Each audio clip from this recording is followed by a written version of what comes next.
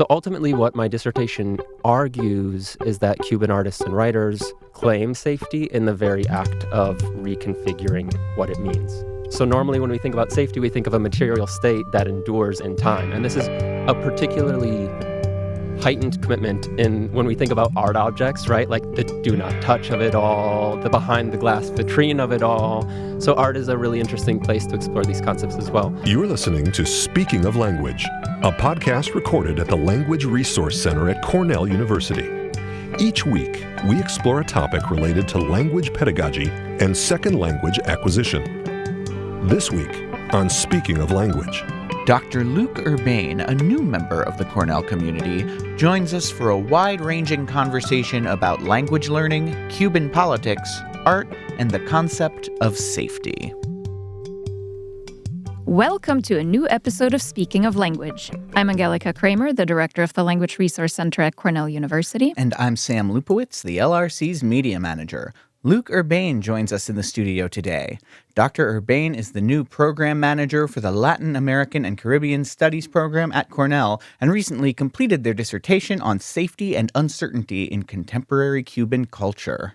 Welcome to Speaking of Language, Luc.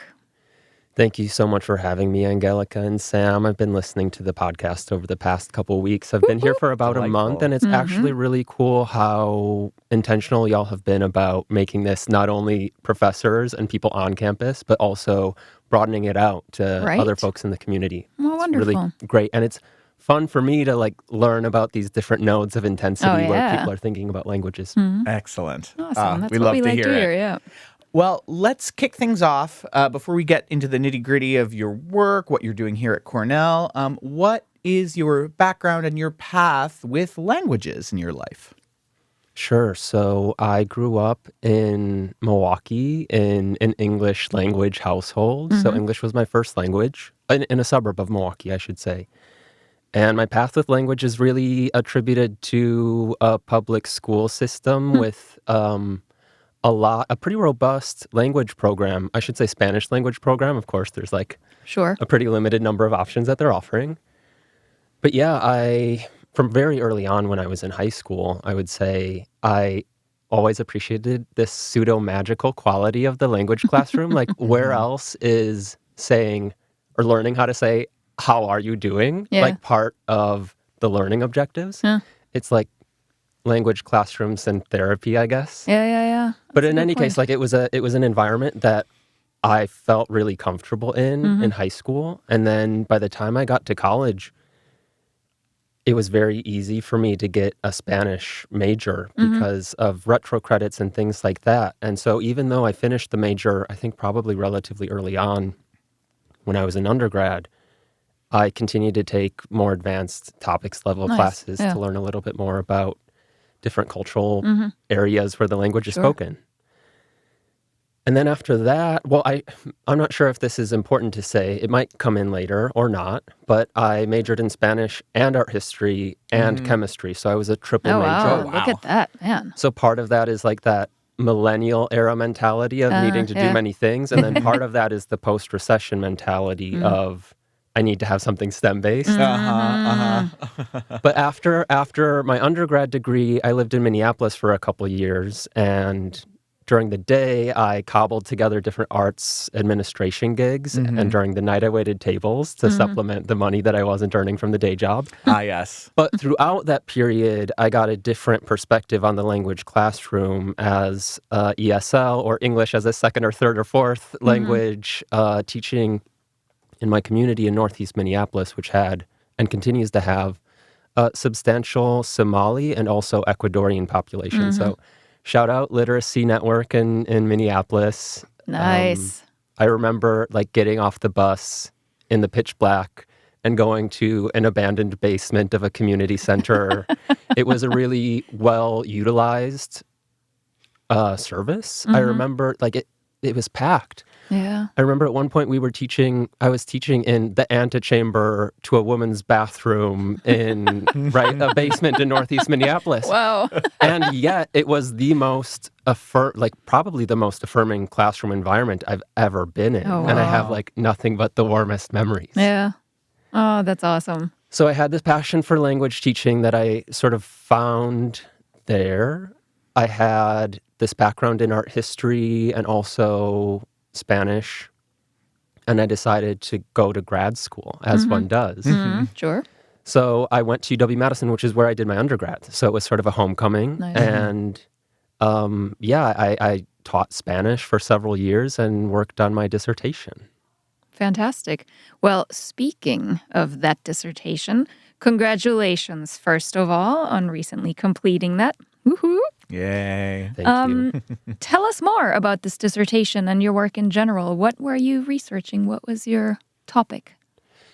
Yeah, so to take a step back before I get into the cultural and area studies component of my dissertation, I'd always had this sort of inherent curiosity around this concept of safety.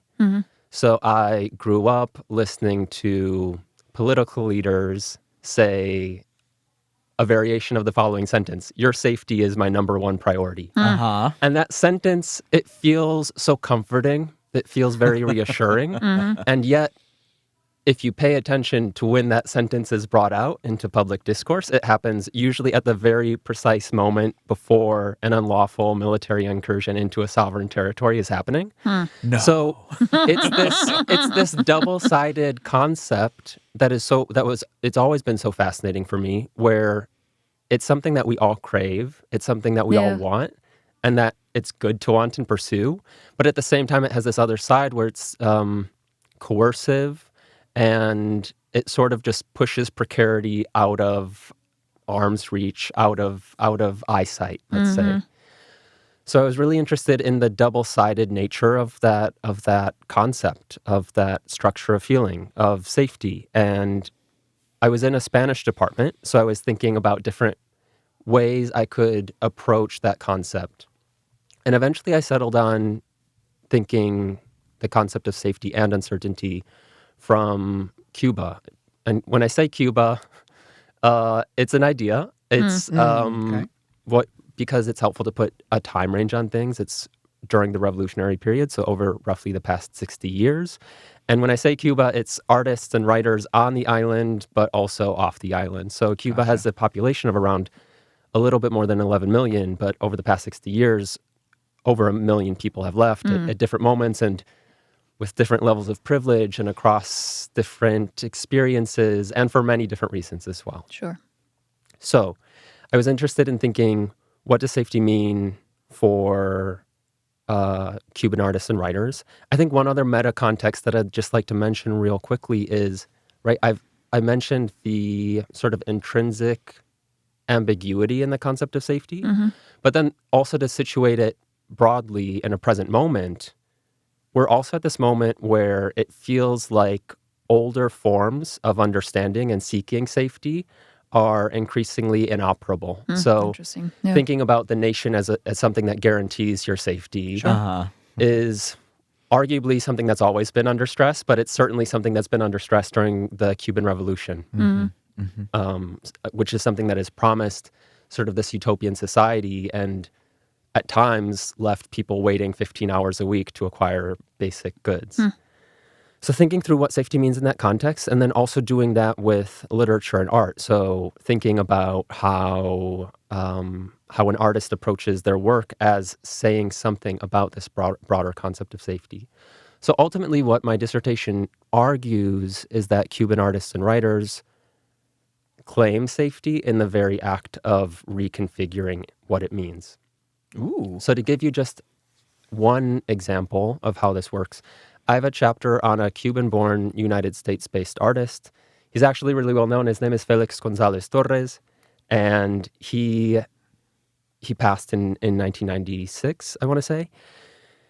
And he essentially wrote a series of instructions for how his work could change after it was ostensibly finished. So normally when we think about safety, we think of a material state that endures in time. And this is a particularly heightened commitment when we think about art objects, right? Like the do not touch of it all, the behind the glass vitrine of it all. Yeah. So art is a really interesting place to explore these concepts as well.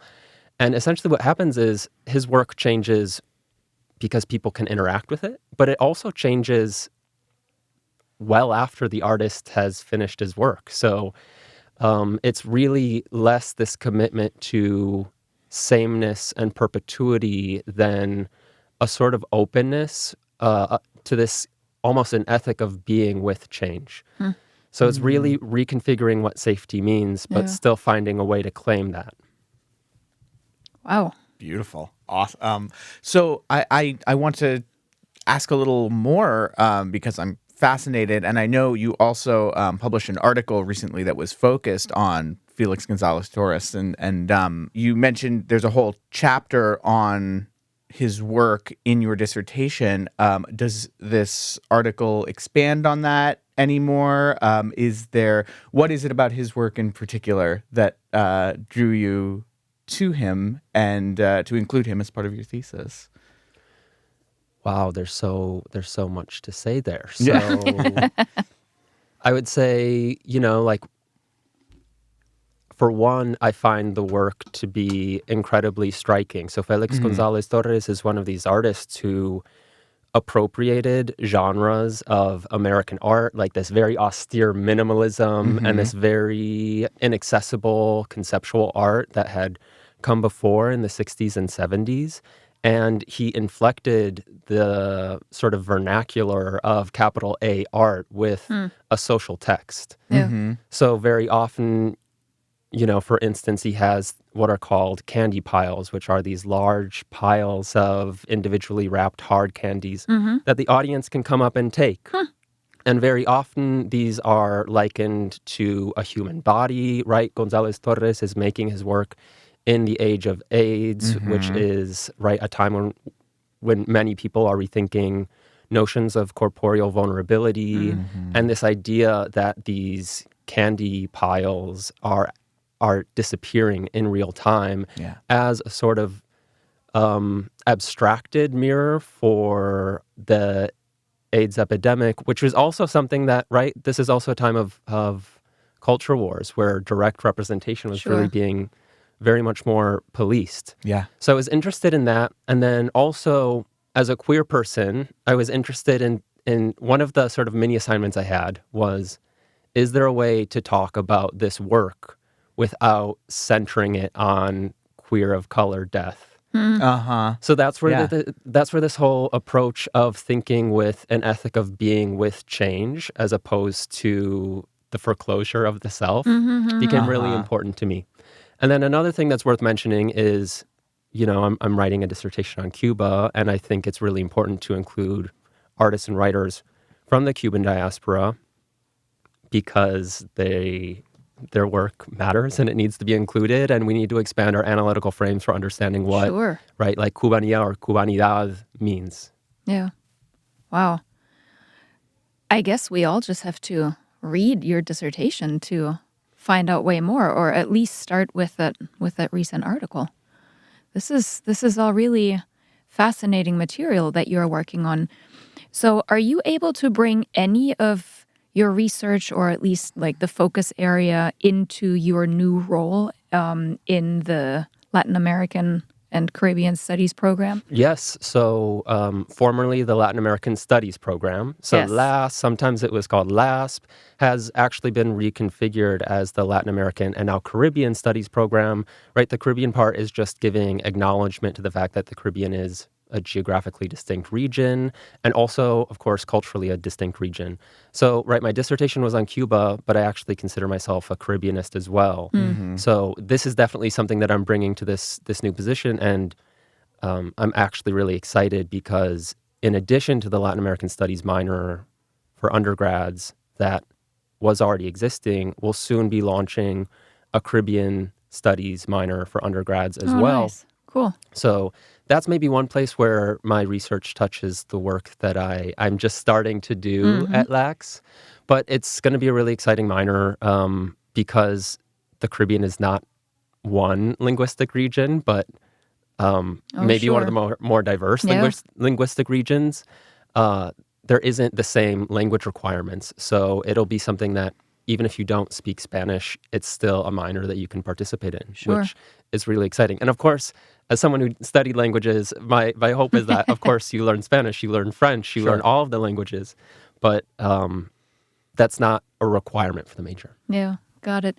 So, are there any other things, other events that are part of what you have in mind or what the program in general is planning? Anything else that might be of interest to our listeners? Oh my gosh, there's so much. Hooray.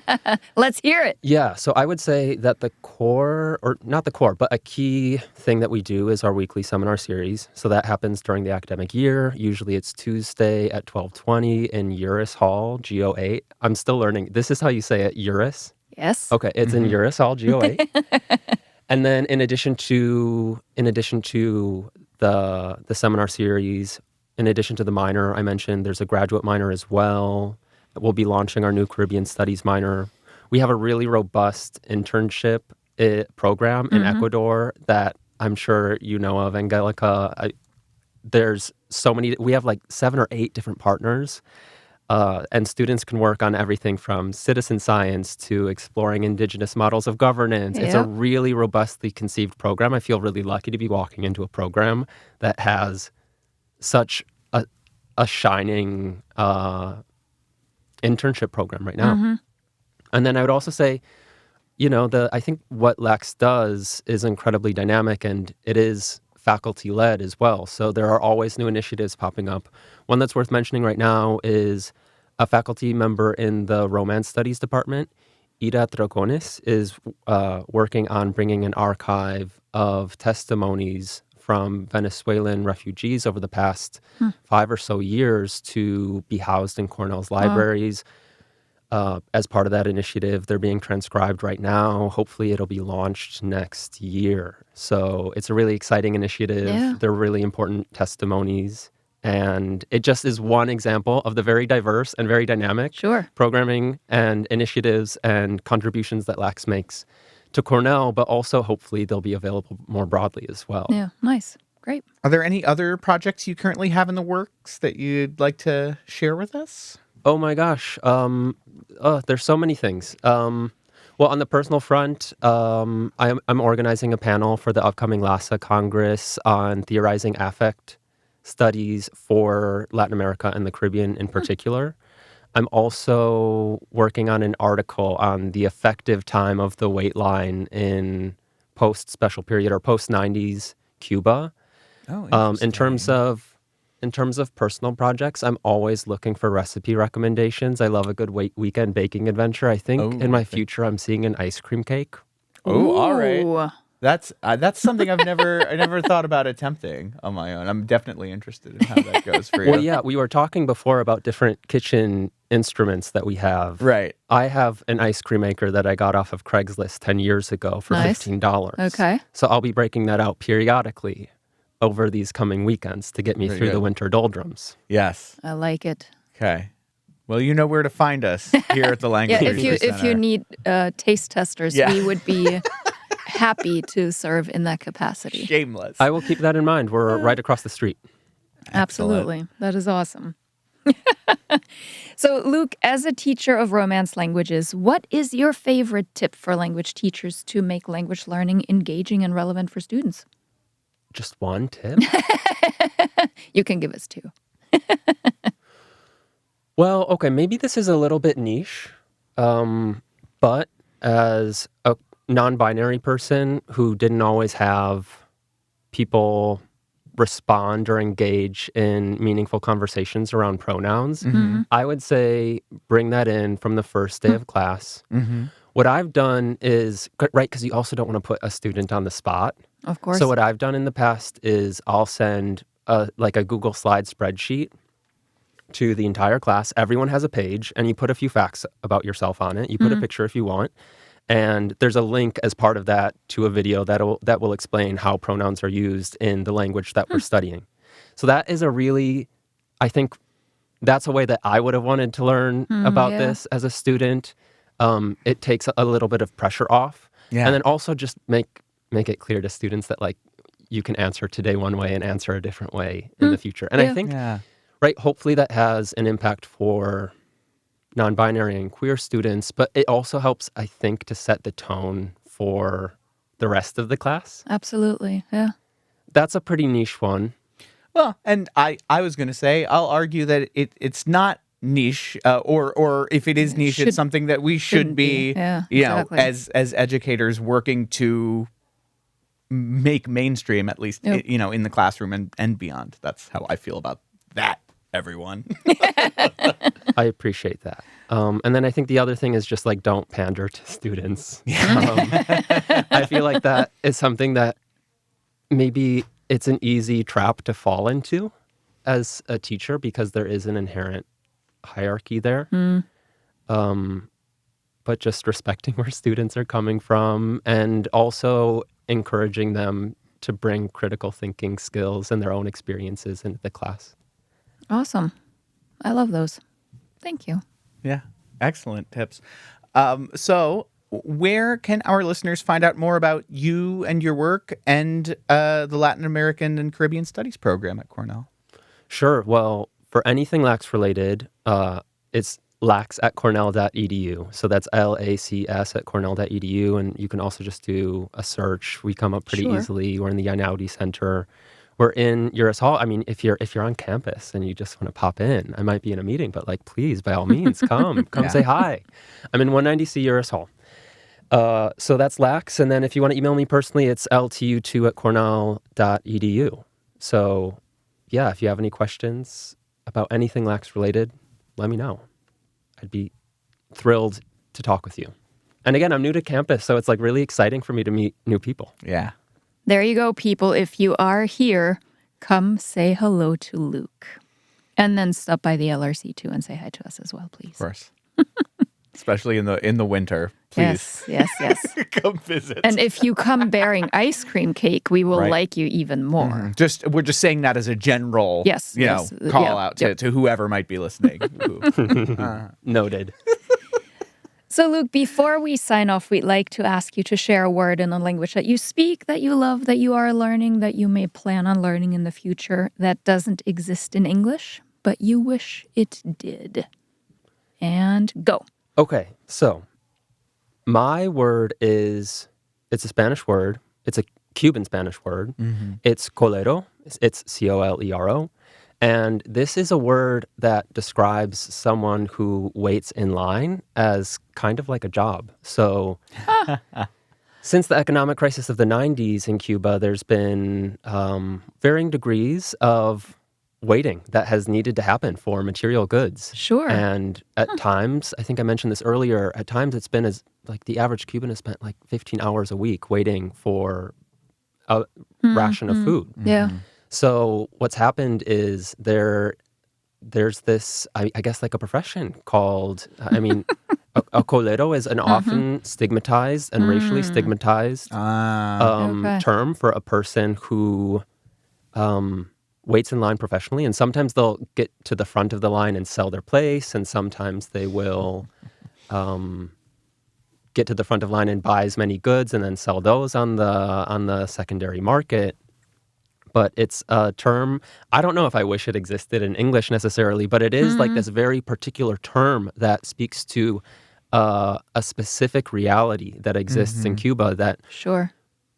we don't, or I don't necessarily have as clear of a correlation to, right? So, I mean, maybe when we think of waiting in line here, I mean, I waited in line for coffee today.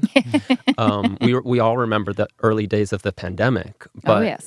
like the emotional and affective underpinnings of waiting vary incredibly from one place to another. Interesting. Fascinating. Well, this has been a treat. We could stay here and chat with you all afternoon. But for now, I'm just going to say thank you so much for speaking of language with us, Luke. Thank you, Sam. Thank you, Angelica. It's great to meet you. Well, Angelica, I've already met you. That's true. That's true.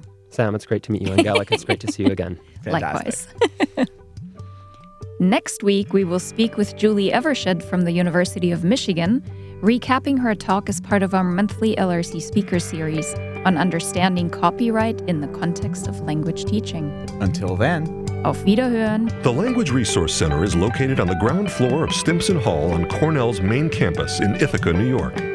Check us out on the web at lrc.cornell.edu. And follow Cornell LRC on Facebook, Instagram, and Twitter. Speaking of Language is produced by Angelica Kramer and Sam Lupowitz. Recorded by Sam Lupowitz. Original music by Sam Lupowitz, Dan Gable, and Joe Gibson. Thanks also to the College of Arts and Sciences at Cornell University. As a reminder, the ideas and opinions expressed on this podcast do not reflect those of the College of Arts and Sciences or any other official entity of Cornell University. We thank our listeners, and do stay tuned for our next episode.